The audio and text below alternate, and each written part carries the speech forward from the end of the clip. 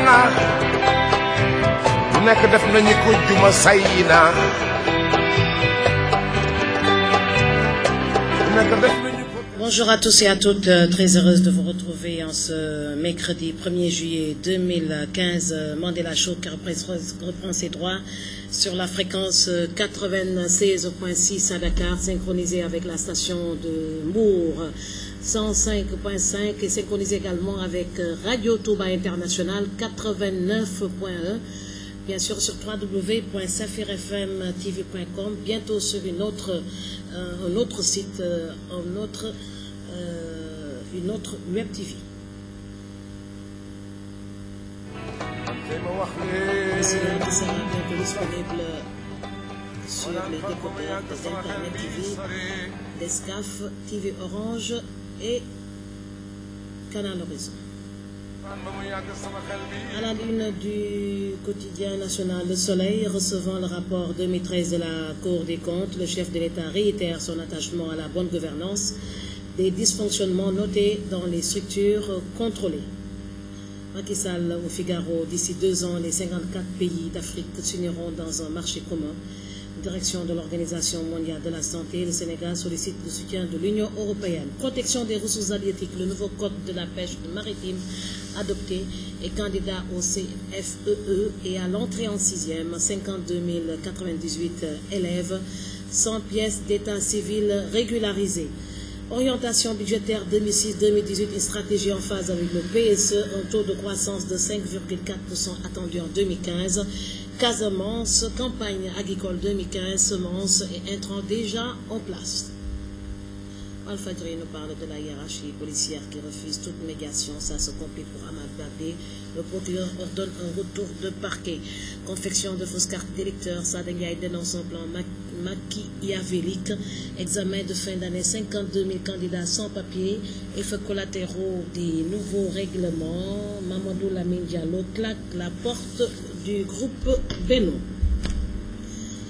Le Témoin, le quotidien, nous parle de la créée et de l'enregistrement illicite. Taïb Ndiaye risque 5 ans de prison et une amende de plus de 3 milliards. Insistant sur la fraude, le PDS demande l'annulation des listes électorales, ce qui est tout à fait normal. Assemblée nationale, le député Mamadou Lamine Diallo quitte Benno Bokk Yakaar. Gestion des administrations publiques et collectives locales, la Cour des comptes décèle partout des failles. Retour de parquet, Ahmad Baldé affiche le profit pas. Le CNG de lutte se saisit du dossier. Ils sont les publicistes de se mettre en règle. Les maires d'arrondissement menacent de détruire tous les panneaux dans un délai de 72 heures. Libération nous parle du rapport de la Cour des comptes sur la gestion 2008-2011 de la RTP. 3,7 milliards de francs CFA détournés. Les fonds ont été puisés en toute illégalité du FSDUT. Expresso au cœur d'un scandale financier. Nongo Diao Amsa et la transaction douteuse de 5 milliards. Wade Atepa ferré sur le financement de la RTA. L'ancien président embauche le cabinet Aziz Dieye et envoie la facture à la RTP. Le décret instituant la codette illégale des millions de francs CFA de la RTP pour arroser la présidence et l'ANOCI. John Seck plaide le complot devant le juge Wali Dérange et c'est lui qui est visé. Macky Sall sur l'affaire Karim, c'est faux de dire qu'il n'y aura pas d'appel.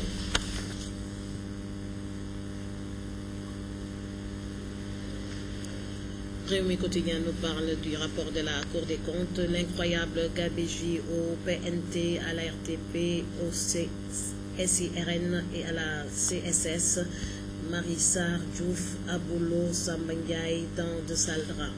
Terrible explication du PDS contre les APS. Ils inscrivent des Guinéens et des Mauritaniens sur les listes électorales. Dénonçant une forfaiture de l'Assemblée nationale, les jeunes socialistes exigent sa dissolution.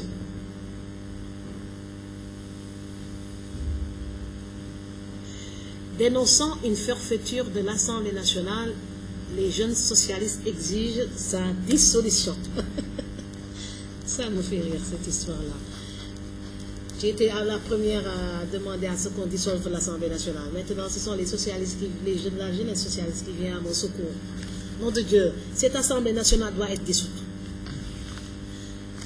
Grand Place, transport interurbain, Dakar Demdik prend la route nationale. Régie publicitaire contre maire à Dakar, violence en vue. Les autres maires adoptent la jurisprudence Barth, des grands bars recrutés pour faire face, des armes non conventionnelles au rendez-vous.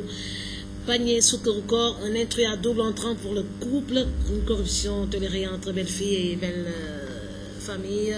C'est à lire à la page 3 du quotidien Grand Place. Et l'Observateur nous parle d'une John Seck devant le juge d'instruction hier. C'est un complot qui vise Wally. Je n'étais pas moi-même. Les escrocs m'ont piégé. J'ai connu Saro au Penchemi. Retour de parquet pour le lutteur Ama qui demande pardon et Macky Sall sur la réduction de son mandat. Je saisirai le Conseil constitutionnel en début 2016. Taï Ramadan, Mam, Cher, Bou, Kunta et le miracle de la source d'eau. Gaston Meng, président du Niambour de Louga, il y a des choses plus importantes à éclaircir dans le football. Le populaire nous parle de John qui parle de complot pour atteindre Wally, ce qu'il a dit au juge Samba Fall. Pourquoi les avocats du leader de Ramadan ne demandent pas la liberté provisoire, entendue dans le fond dans l'affaire des faux billets.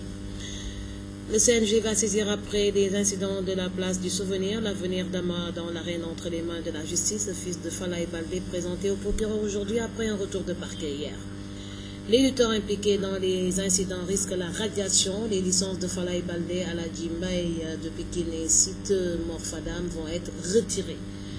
Procès pour enrichissement illicite devant la CRE. Taï Boundiaï risque 5 ans de prison, la confusion de toute confiscation de tous ses biens et 3,9 milliards d'amende. 2 ans avec sursis requis contre son épouse et ses 2 filles, ainsi qu'une amende de 3,9 milliards pour chacune de ces dernières.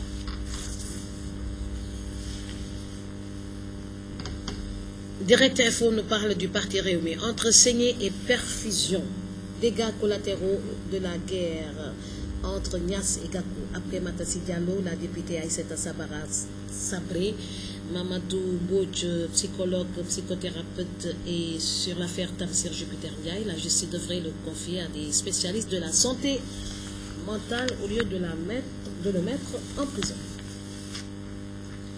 La Tribune nous parle de Macky qui répond aux accusations de la traque. Je n'ai pas de compte à régler. Je suis le président le mieux élu du continent. Je ne suis pas contesté.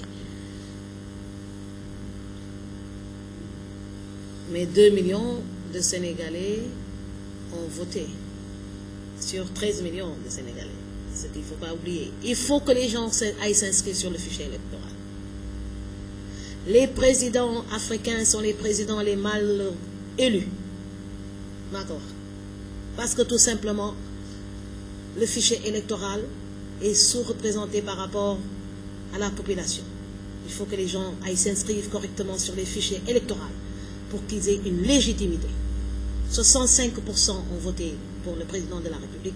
D'accord, mais c'est 65% sur 5 millions d'inscrits et 2 millions et quelques votants sur 12 millions d'habitants. Ce sont les chiffres qui parlent. Donc, c'est une minorité qui a élu le président de la République, mon ami. C'est une minorité qui l'a élu. Et parmi cette minorité, il y a 65% qui l'ont élu. Il y a une grande différence.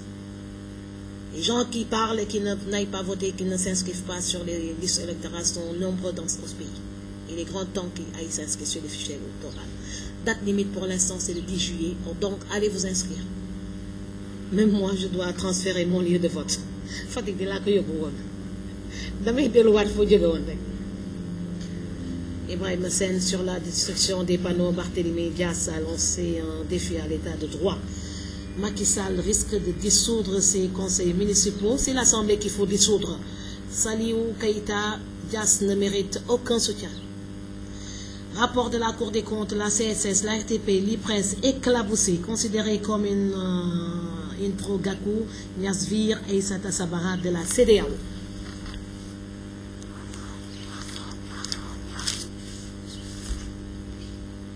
Enquête nous parle de John Seck qui dénonce un complot entendu dans le fond dans l'affaire de faux billets. Outrage à agent Ama Baldé devant le procureur ce matin.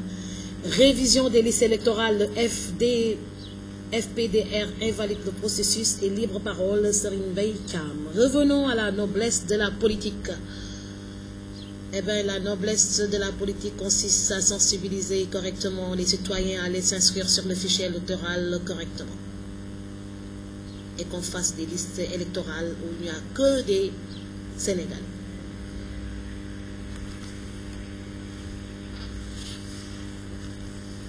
L'AS nous parle de Ama Baldé qui fait son mea culpa après un retour de parquet. Abus d'autorité, comment une magistrate et son chauffeur ont bloqué la circulation. La Cour des comptes débusque des cafards à la RTP, à la CSS, au PNLT et à la SIRN, les mécomptes du régime de Macky Sall, des communes dans l'illégalité, des bourses non répertoriées parmi les étudiants inscrits, les avantages indus octroyés à des PCA. Macky Sall, la Cour peut compter sur moi pour corriger toute imperfection contraire au droit, on attend de voir. Audition dans le fond, John crie au complot contre la famille Seck et le juge Samba Sall libère les casseurs. Placement sous contrôle judiciaire des auteurs de la destruction des panneaux publicitaires. C'est une bonne chose. Atteint de cancer et sans crème solaire, 300 albinos risquent la mort. C'est les Sénégalais, il faut les aider. Le quotidien nous parle des révélations avec la Cour des comptes, Macky vide les contentieux, affaire Moustapha Diop, le président s'excuse, nomination à la Cour, il impose ses choix. Installation des panneaux publicitaires, des maires de Dakar donnent un ultimatum de 72 heures et régularisation des candidats au CFEE. L'État déclare plus de 52 000 enfants, coups et blessures sur un policier à Ama Baldé parqué au violon. Le quotidien Sud nous parle du paiement des taxes et régularisation des installations. Dakar donne 72 heures au régie. Pour une fois, on sent une solidarité de corps. Il était bien seul, Barthélémy Diaz, dans sa lutte. Mais son émission sortie a permis de sensibiliser tous les maires et toute la population. Les régies publicitaires doivent payer effectivement ce qu'ils doivent payer et que comme il y a une solidarité de corps dans la justice, il doit y avoir une solidarité de corps gouvernementale, une solidarité de corps au niveau des maires. Maintenant, comme on commence à sentir, ça veut dire que le Sénégal commence à changer. Enrichissement illicite réquisitoire du parquet spécial. Taïbou encourt 5 ans de prison. Sanctions contre la pêche illicite. Le Sénégal contre l'addition, corse l'addition. Nos poissons nous appartiennent et doivent être mangés par les Sénégalais. Bontin, né au Sénégal, vivant au Sénégal. Donc il faut légaliser la pêche et interdire toute pêche interdite, non contrôlée. Rapport de la Cour des comptes, la RTP, le PNT, la CSS et la CIM dans le viseur de Macky. La loi modifiant le règlement de l'Assemblée nationale passe. Mamadou Lamine Diallo jette l'éponge. Une attitude à saluer.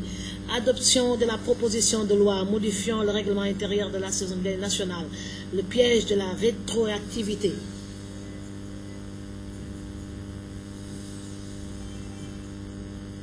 Effectivement.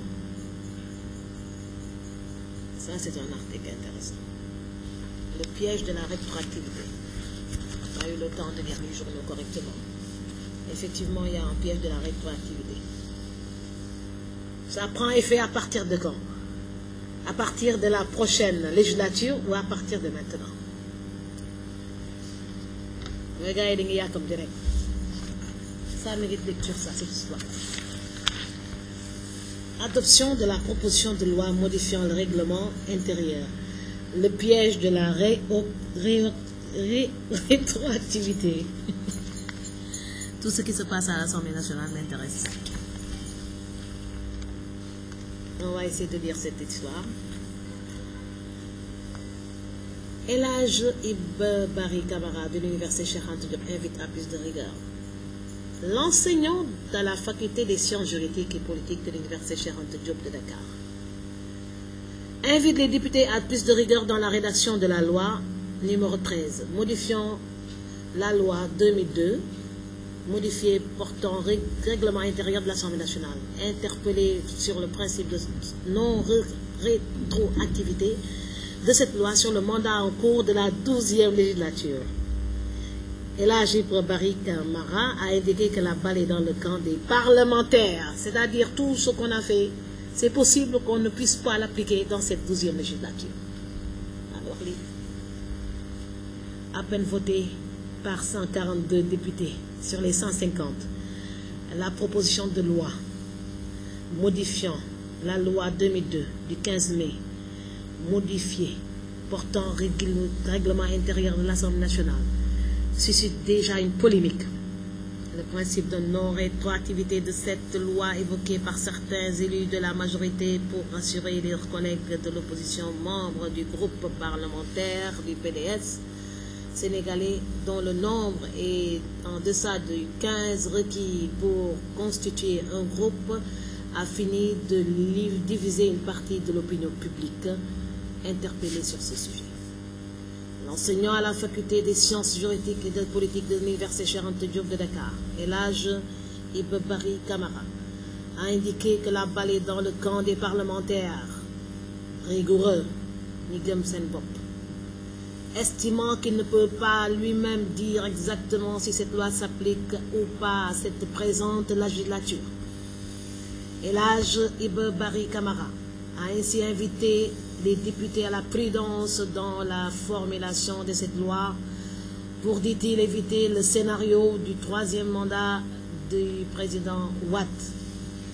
La balle est dans le camp des parlementaires, a-t-il fait savoir, tout en précisant que lorsque les députés considéreront que cette loi serait rétroactive, elle le sera effectivement et s'appliquera au mandat en cours.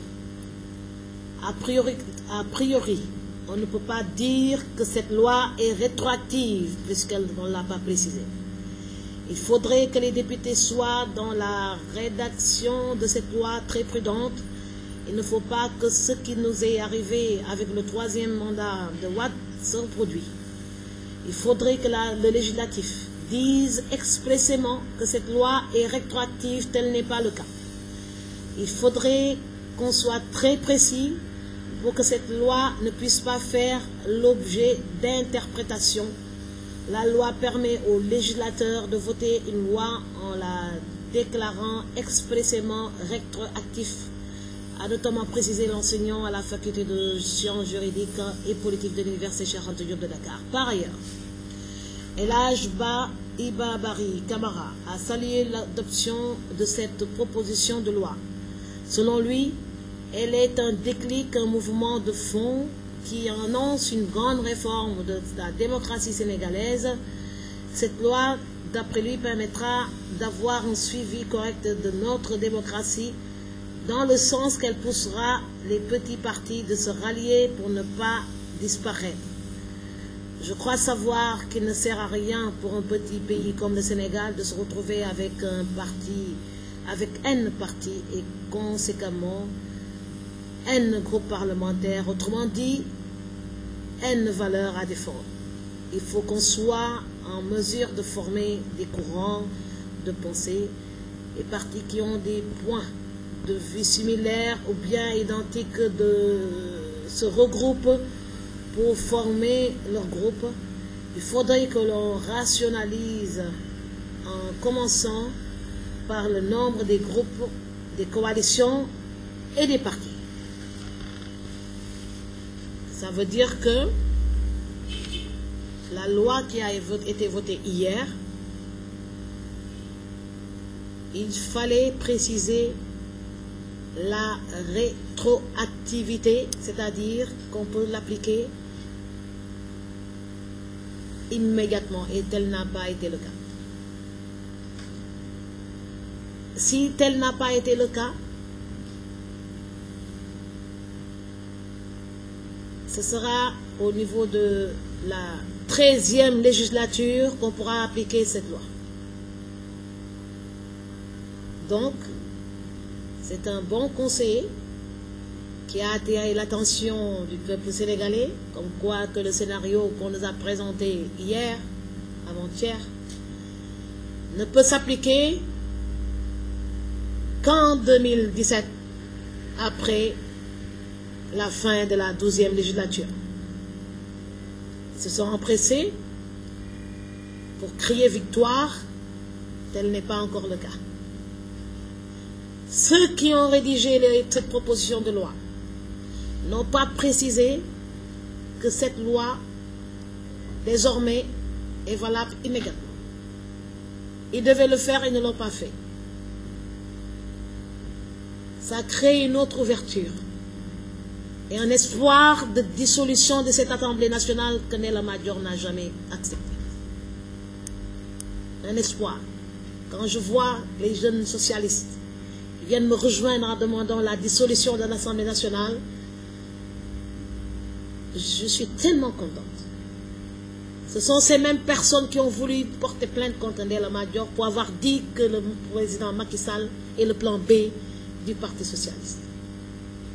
Adina mi ngi suñu kanam. Sunu Lamb nous parle de gare à celui qui prendra l'avance de Yekini. Et pour Ngari prévient les lutteurs. Retour de parquet pour Semou Daou. Homme suspendu à la plainte du policier. Dégradé contre le retrait de la plainte. Ami Amani demande pardon sénégalais. Affaire bi dañ si boole yërmande rek waaye. suñu artistes yi nag liñ leen toroxal quoi am nga fii Sénégal dañuy bañ ko siw soo siwee ndeysaan soo defee lu tuuti rek dañ koy réyal ndeysaan après dañ koy réyal benn façon réyal boo xam ne même si ñi war a atte ay nit rek lañu léeg-léeg ñu gëlëm léeg-léeg ñu gëlëm ba ay nit rek lañu dañuy sonn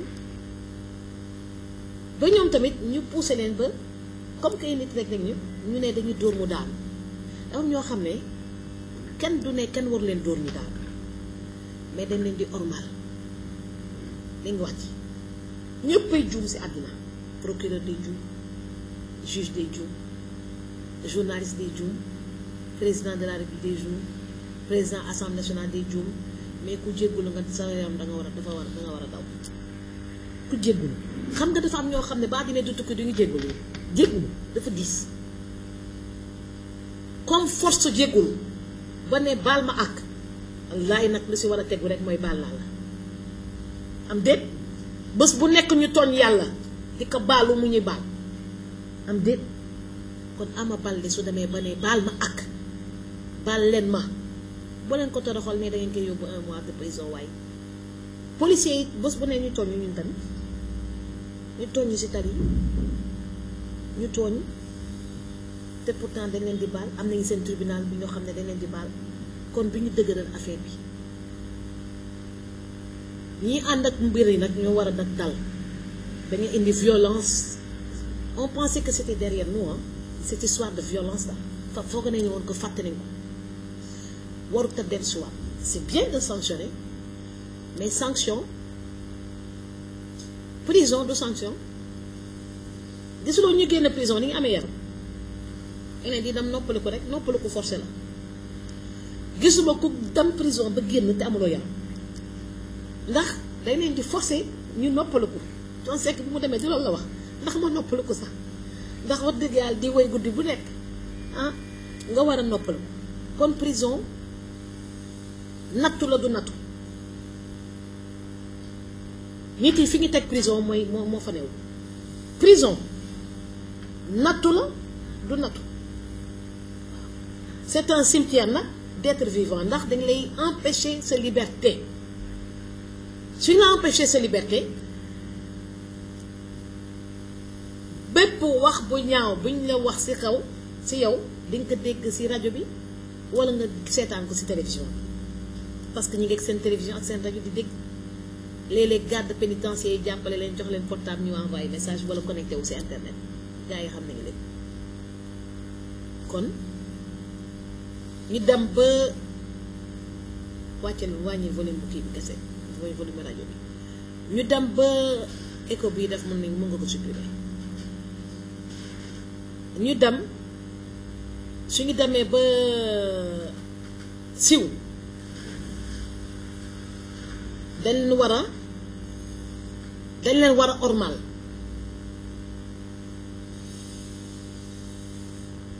ku jéggulu de man li ma si xam man de ku ma tooñ soo ma baaloo te mu sincère ak lu mu munti métti su ma jàkkaarloog yow ma xam ne sincère la dinaa la baal mais su ma jàkkaarloog yow dinaa xam ne dangay wax rek sincère wu duma la baal mais ku jéggulu ma jàkkaarloog yow ma xam ne lii dafa dëggu si yow balaa ngay ñëw sax dinaa xam ne dëggu na si yow soo ma jéggaloo si téléphone nu may sentir sa respiration lay xam ne que li ngay wax dëggu na si yow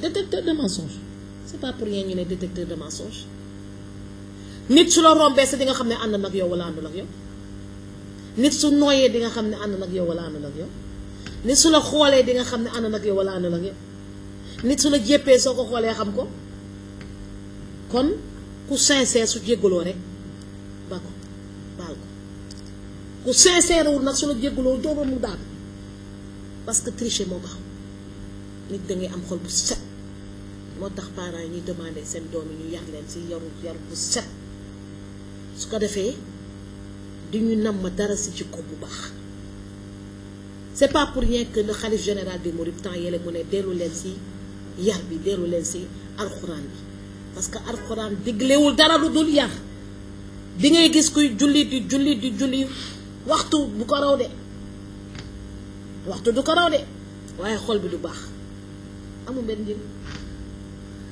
xol moom la yàlla santaane xol bu baax la yàlla santaane dóor na ma il faut que ma fayu dina la dóor ba pare rëccu sa dóor bi jéggu la bàyyi ko am di kon bu ñu ne ñi siw il se croit intouchable ñu wax loolu ñoom ñoo la gën a xam ne c'est des citoyens ordinaires ñoom ñoo la ko gën a xam nit nag di nga tàng benn façon tàng boo xam ne di nga dem ba tàng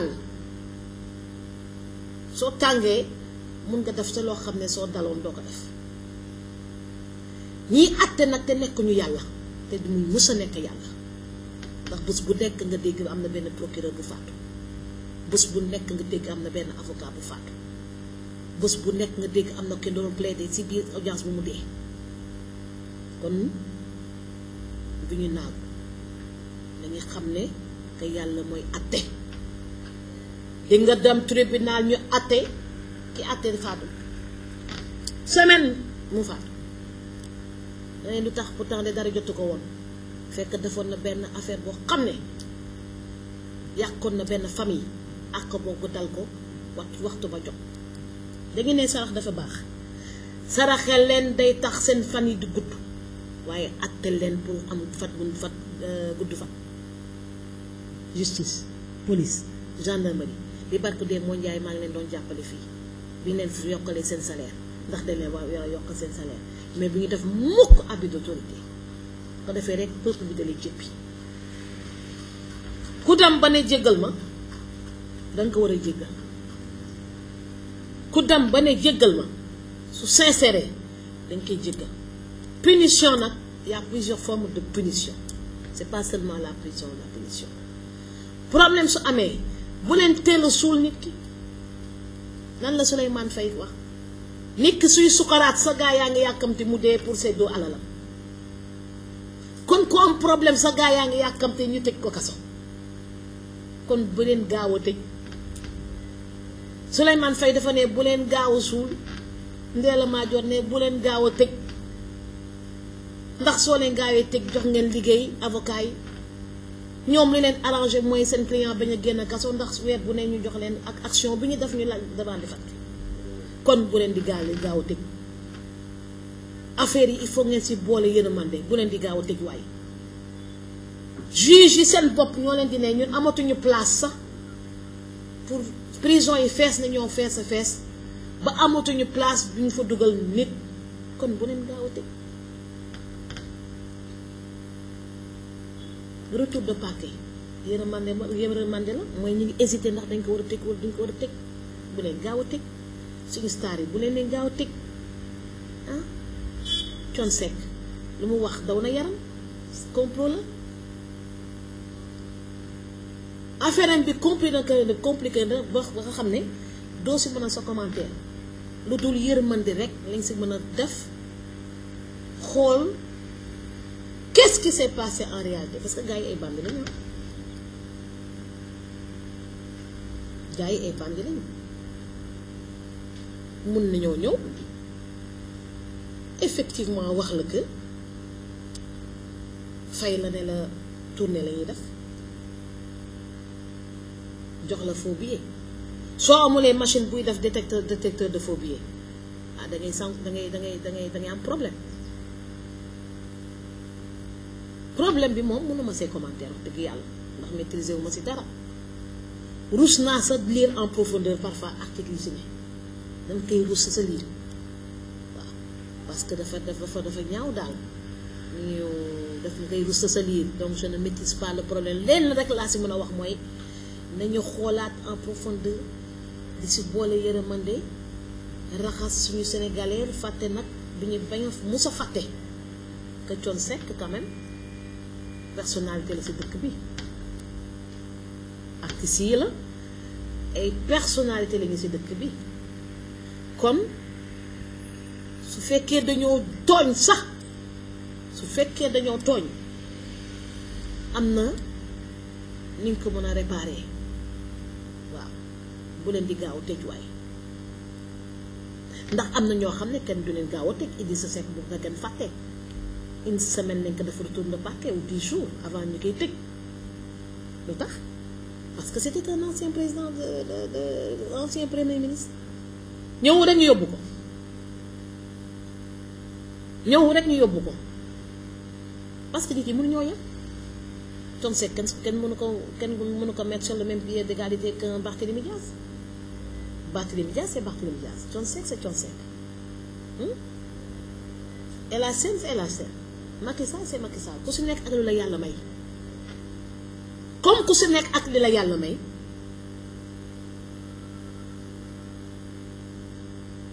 yàlla dafa njëkk a boole yërmande si justice lan la wax jusqu'à preuve du contraire tout présumé est innocent kon yërmande si justice la njëkk a tàmbale ba keroog jooj ñu lay condamné avec preuve formelle tu es innocent bu ko nit ki di fàtte kon bi ñu teel a tëj dès l'instant amatuñu place bi ñu leen dugal bi ñu teel a tëj waat nañ si boole yërmande yand ak Macky Sall na nga xam ne bés bu nekk ñu jàpp si kenn rapport yi ñoo koy génne le président de la République mu ne du si sauver kenn du si protéger kenn am ñu ko fàttali que de am na ñu fi am ay dossiers yu compliqué bi ñu jegee APR de kenn laa la tudde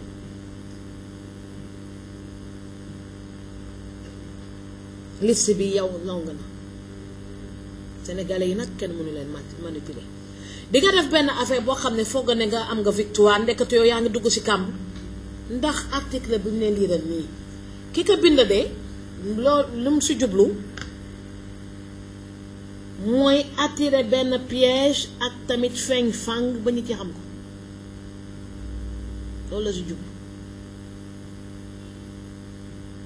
ku bind article bi ak auteur article bi lu mu si jublu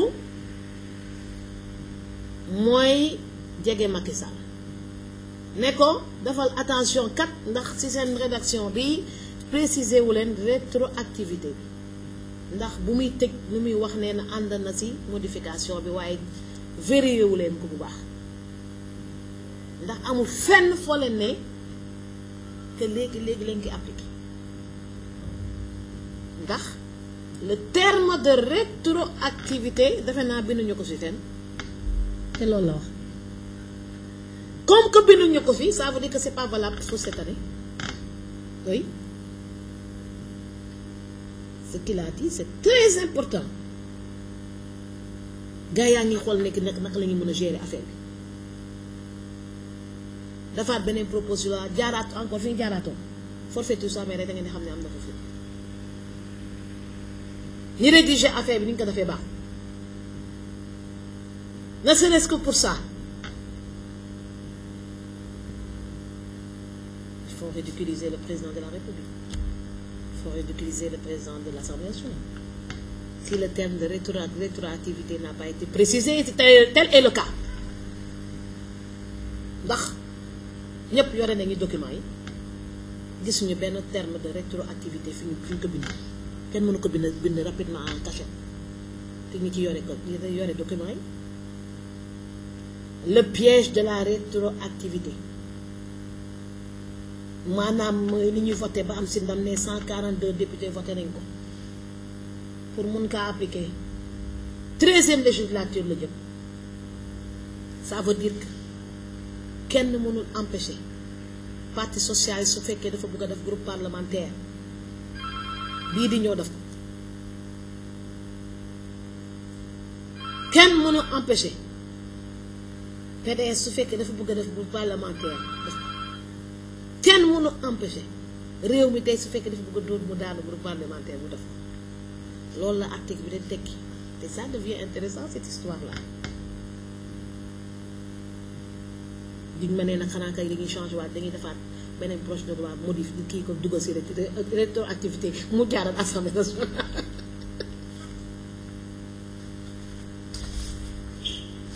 et ça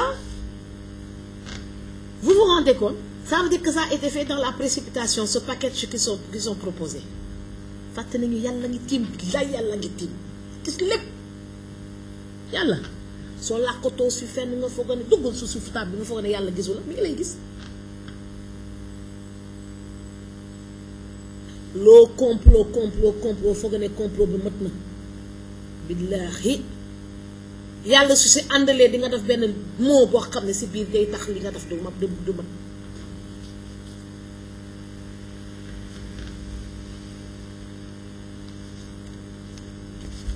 ça n'a pas été précisé, donc ça ne pourra pas s'appliquer. C'est 12e législature. Ça n'a pas été précisé. Ça n'a pas été précisé. Il faut aller le préciser. Xam nga Ablaye Wade bu mu bëggee am 3e mandat coow li amoon looloo dikkaat léegi opposition am na fi ñu jafandoo fi ñu jafandoo waa parti socialiste nag nee nañu dénonçant une forfaiture de l'Assemblée nationale les jeunesses socialistes exigent sa dissolution maa ko njëkk a wax maa njëkk ne assemblée bi dañ ko war a dissoudre depuis 2014 maa ngi yóbbu léegi article bii di ñëw di wax affaire piège yu rétroactivité bi su dikkee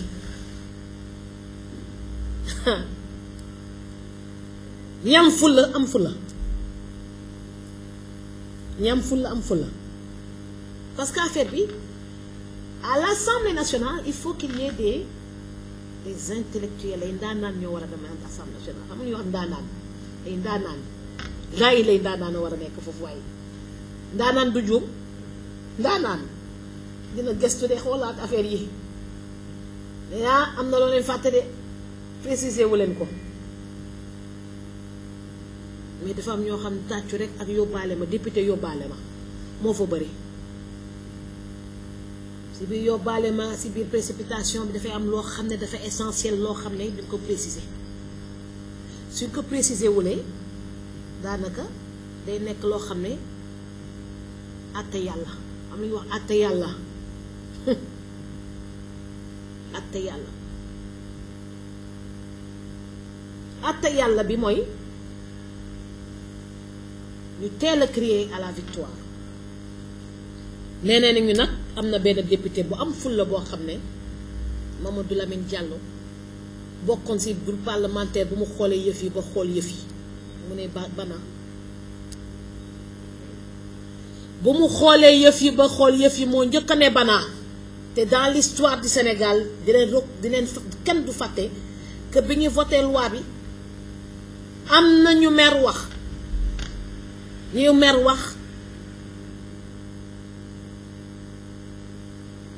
ñeent lañu ñoo voté contre ñeent ñoo ne suñu yoon newu si abstention 142 ñoo wax waaw te waaw boo xam ne dañ leen si forcé ndax dañoo proposé avec benn paquet ci li ñu proposé package bi ñu proposé nag am na lu am solo piège de la rétroactivité maanaam li ngeen di wax ni yëpp d'accord c'est pas valable pour cette année parce que ça n'a pas été précisé affaire bi nag du bon loi bi def naa ko ba pare voté nañ ko ba pare fàtte nañu lii de kon day jaaraat si saa si kon dina doy waar kon de day mel ni rek man as informé la day ñu doog informé